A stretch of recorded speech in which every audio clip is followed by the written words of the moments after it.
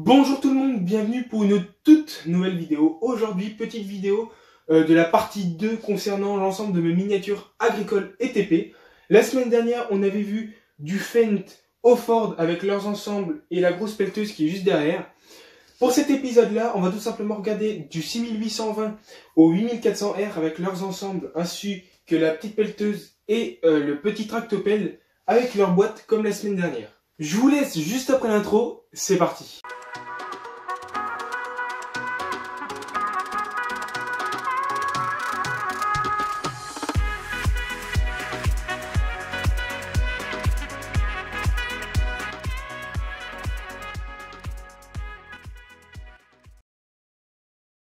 Alors on commence tout de suite avec mon 6820 de chez John Deere. Donc lui, il a été fait par CQ. Son numéro, c'est le 3652. Il est fait de métal ainsi que de plastique. Au niveau de la longueur, donc du godet jusqu'à l'arrière, il est en 17,5 cm. Au niveau de la hauteur, il est à 9 cm. Et au niveau de la largeur, il est en 7,5. Donc là, comme vous pouvez le voir, il y a beaucoup de terre. Parce que je le mets aussi dans mon diorama lisier et fumier. J'ai fait une vidéo d'ailleurs dessus. Je vous laisse aller voir juste ici dans le petit i. Alors lui, au niveau des fonctionnalités, donc là, voilà, du coup j'en perds de la terre. Mais au niveau des fonctionnalités, donc déjà on peut enlever le toit. Donc du coup on peut mettre un petit personnage à l'intérieur facilement. Hop, ensuite il y a juste à le clipser. Tac, voilà. Ensuite on a forcément les rétros qui sont réglables. On a le chargeur frontal qui se lève, qui se baisse, le godet, etc. Alors, à savoir, c'est que moi, de base, le tracteur est en rouge-jaune et en godet vert. C'est juste que on l'a passé en noir mat au niveau des jantes ainsi que le godet. Donc, le bras est fonctionnel et au niveau du capot, on peut le soulever. Au niveau de l'attelage, c'est attelage CQ, voilà, avant-arrière. Parce que tout simplement c'est un CQ. Avec ce tracteur là je mets souvent ma petite faucheuse où je mets aussi la benne qui va arriver juste après. Donc c'est une petite faucheuse donc John Deere. C'est une 635 Moco de chez Britains. Donc son numéro c'est le 43003. Elle est faite de métal ainsi que de plastique. Elle est longue de 23 cm. Au niveau de la hauteur, elle fait 5,3 et au niveau de la largeur, elle fait 12,5. Au niveau des fonctionnalités de cette faucheuse, donc du coup, on peut le mettre en mode route et en mode fauche dans un champ. On a donc ça, il me semble que ça c'est les couteaux. Dites-moi si je me trompe, mais il me semble que ça c'était les couteaux qui sont fonctionnels, qui tournent. Ici, on a les vérins qui sont juste là pour les roues, donc du coup, pour la baisser, hop, et puis ensuite, hop, pour la relever. Une fois qu'elle est sur la route. Voilà ce que ça donne une fois qu'elle est attelée au John Deere. Donc là, en mode route. Et ici, en mode fauche. On passe ensuite au plus beau John Deere de ma collection. Donc c'est le 6125R. Donc lui, il est de chez Viking. Son numéro, c'est le 7318. Il est fait donc de métal ainsi que de plastique. Il est long de 16,5 cm. Ou, une fois qu'on enlève la masse, donc on enlève la masse comme ceci, hop, voilà. Une fois que tout est replié, il fait 14,3 cm. Au niveau de la hauteur, jusqu'au gyrophare ainsi que le GPS, il fait 10 cm. Et au niveau de la largeur, il est environ à 7,5 cm. Mais il atteint les 14 cm environ une fois que les portes sont ouvertes. Donc les deux, parce qu'on peut ouvrir la porte conducteur, la porte, toujours conducteur de l'autre côté, et on peut ouvrir le carreau arrière. Voilà ce que ça donne une fois que toutes les portes et le carreau arrière est ouvert. Donc là, ça fait bien plus large. Et c'est vraiment sympa. Parce que hop, on peut faire comme ça, comme si... souvent je fais ça. Comme si la personne avait tout simplement chaud ou voulait regarder à l'intérieur. À l'extérieur, pardon. Sur ce tracteur-là, on a aussi le capot qui peut être ouvert. Avec pas mal de détails à l'intérieur. Voilà ce que ça donne. Hop, de l'autre côté. C'est vraiment sympa. Même l'intérieur est vraiment bien détaillé. Avec toutes les pédales, les sièges, hop, les commandes. Puis l'inverseur qui est juste là-bas en orange. Nickel. Alors sur ce tracteur-là, je mets souvent cette benne. Donc là à l'intérieur il y a du fumier. Donc ça va être très compliqué pour vous montrer les fonctionnalités qu'elle a. Donc vraiment, je vous invite à aller voir ma première vidéo que j'ai faite sur cette benne là. Je vous mets le petit i juste ici. C'est la toute première vidéo, donc ça doit être il y a un peu plus d'1 an.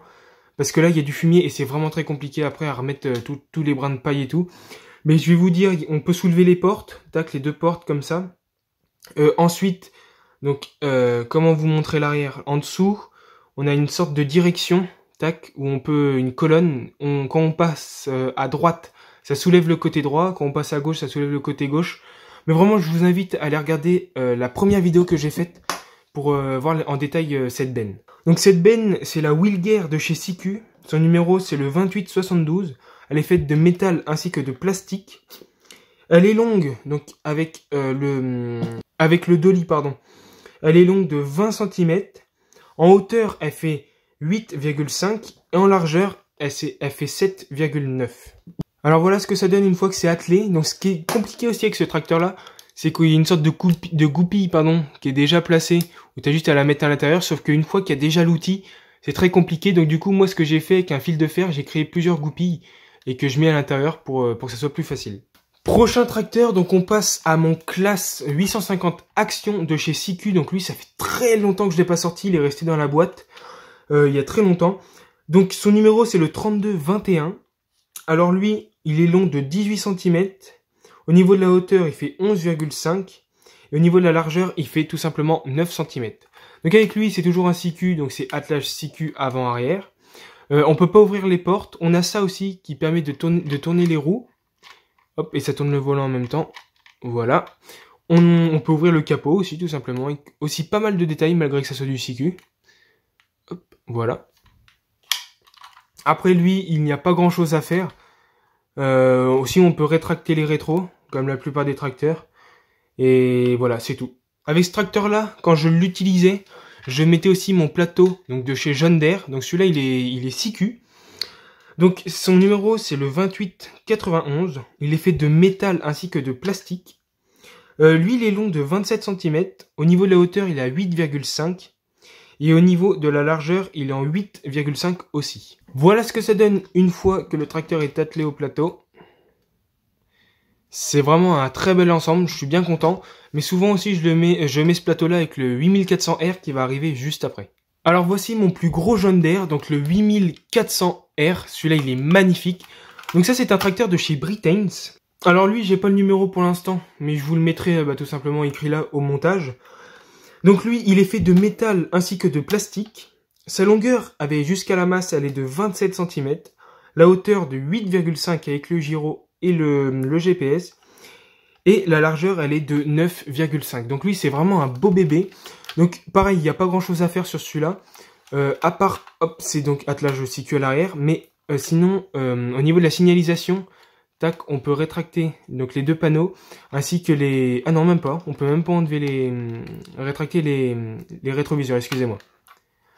Donc voilà, donc lui, il n'y a pas grand chose à faire. Mais ça reste quand même un très bon tracteur, malgré que ça soit Britains. Parce que Britains fait quand même pas mal de choses assez propres. Mais voilà, donc celui-là, c'est mon plus gros tracteur. Donc j'attelle souvent mon tracteur avec ma magnifique tonne à lisier Fliègle. Donc je sais pas si c'est Fliègle ou Fiègle. Bref, donc voilà, mais ça, je l'adore. Donc ça, c'est une tonne à lisier avec enfouisseur de chez Britains, de chez Viking, pardon. Son numéro, c'est le 7338. Donc par contre, elle est constituée principalement de plastique. On a un tout petit peu de métal à certains endroits.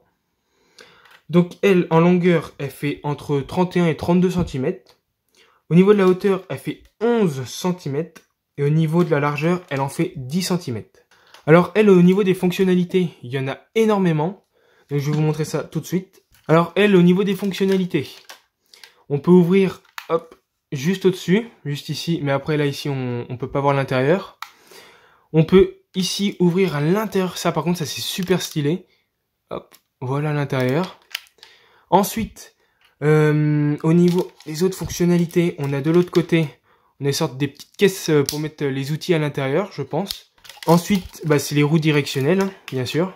Donc là, je vais ouvrir, je vais les écarter. Hop, donc là, il faut tout simplement les monter parce qu'il y a une sorte de petit cran. Hop, tac, voilà. Hop. Voilà ce que ça donne. Et ensuite, tout simplement, il faut plier, enfin déplier, hop, l'ensemble des tuyaux. Voilà. Et ensuite, hop, on essaye de bien remettre tout ça. Voilà ce que ça donne. Et il n'y a plus qu'à baisser. Voilà ce que ça donne. Après, c'est sûr que dans un champ, c'est bien mieux fait parce que les trucs qui restent comme ça. Mais voilà. Mais en vrai, c'est vraiment un ensemble génial. Après, le seul inconvénient, c'est pour remonter. Il faut vraiment prendre en dessous, sinon ça fait comme une masse, ça l'enlève. Donc il faut bien prendre le dessous. Remonter tout doucement. Là, on voit que ça vient de se barrer. Et hop, on remonte tout doucement. Et voilà. Ensuite, bah, du coup, pour la replier, il y a simplement à faire ça. À faire attention que ça, il ne s'enlève pas parce que ça s'enlève très facilement. Hop, voilà. Et là, plus qu'à faire ça. Tac, et à remettre hop, dans l'écran. Et voilà. Ensuite, on a le bras aussi qu'on peut déplier. Voilà ce que ça donne. Et voilà ce que ça donne. Vraiment, c'est un ensemble magnifique. Je dois avoir des photos d'ailleurs de quand elle est sur mon diorama lisier et fumier. Je vous mettrai une ou deux photos sur à l'écran. Et donc là, je vais l'atteler au jaune d'air. Donc ça, ce qui est top, c'est qu'une fois que c'est attelé, on a la prise de force qui rentre dans le tracteur. Je sais pas si vous allez voir juste là. Voilà, donc ça c'est top. Donc là, on passe à ma belle petite machine, ma moissonneuse. Donc c'est une classe Lexion 600.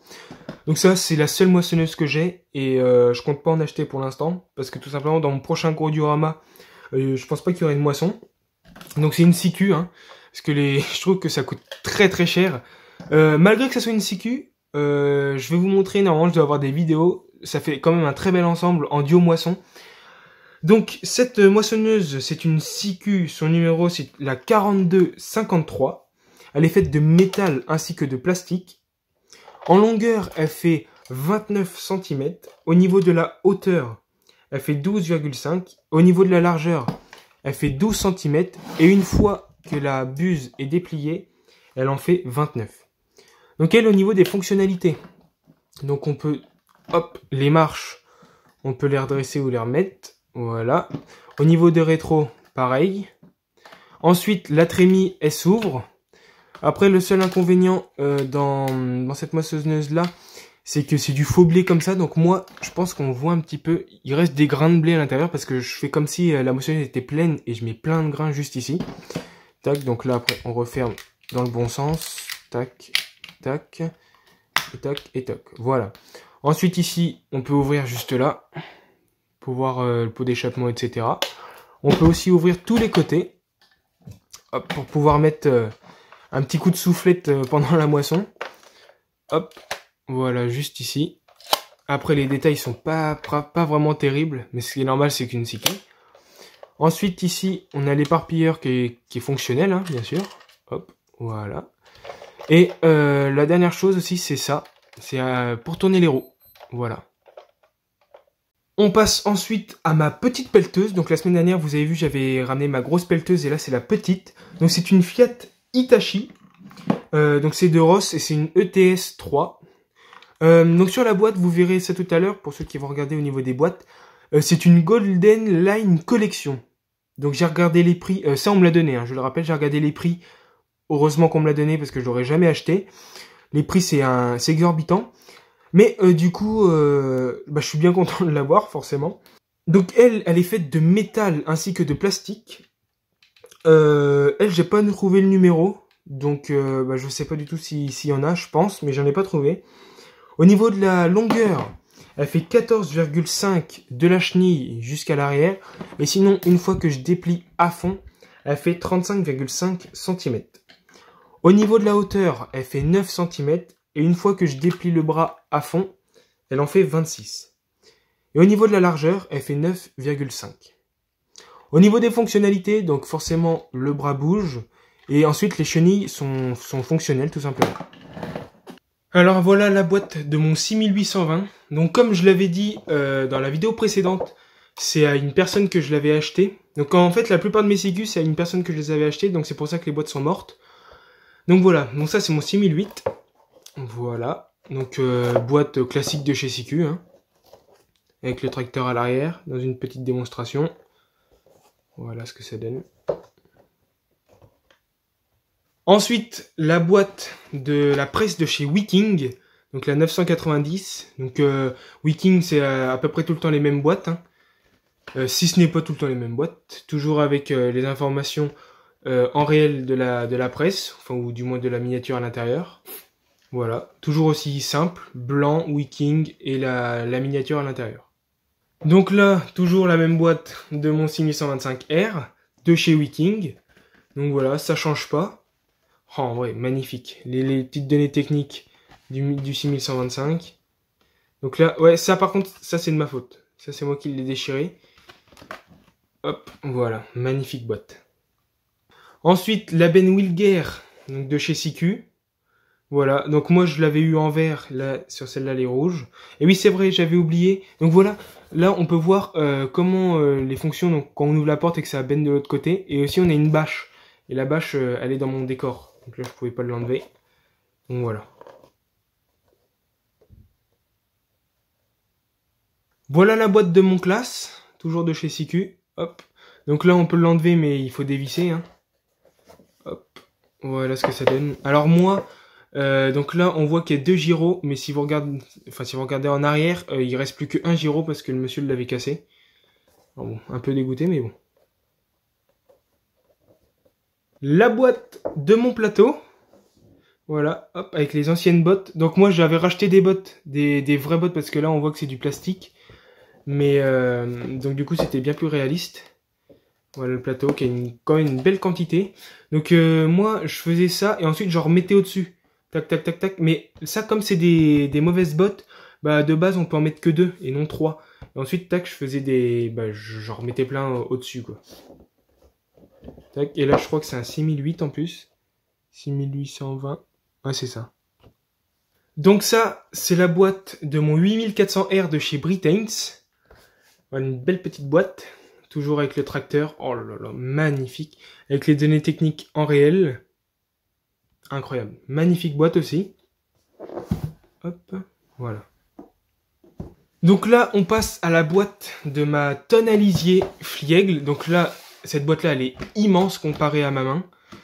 Mais vraiment magnifique. Toujours de chez Wiking. Donc une superbe boîte.